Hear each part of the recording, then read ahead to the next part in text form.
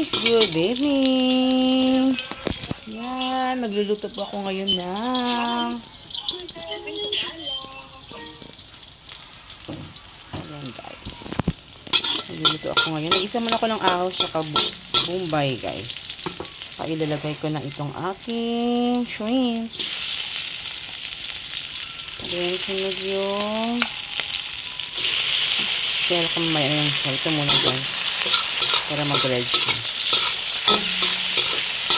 Ito kayo guys. Ito yung ulam na yung tangapunan ng mga bata. Seafood mo rin yung seafood kayo ngayon guys. Seafood yung dish namin ngayon. Pasayan, tsaka tahong. Yan, yummy yummy guys. Kunting pasayan, tsaka kunting tahong.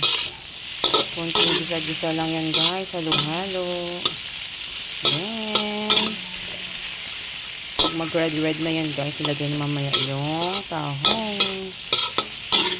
Ilagyan natin ng seasoning, yung ating oyster sauce, tsaka konting asin, tsaka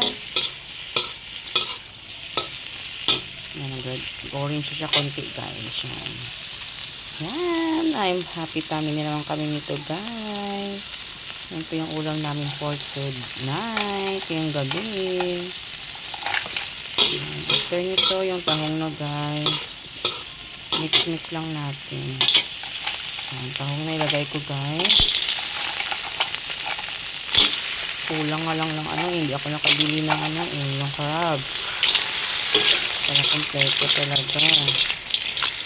Ito lang ilagay ko. Tahong saka shrimp lang guys. Okay na yan. Ayan. Sino yung may gusto ng mga shrimp dyan? Ito na yung ulam namin ngayon. Shrimp.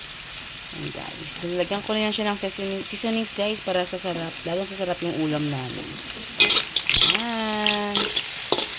Salamat sa panonood.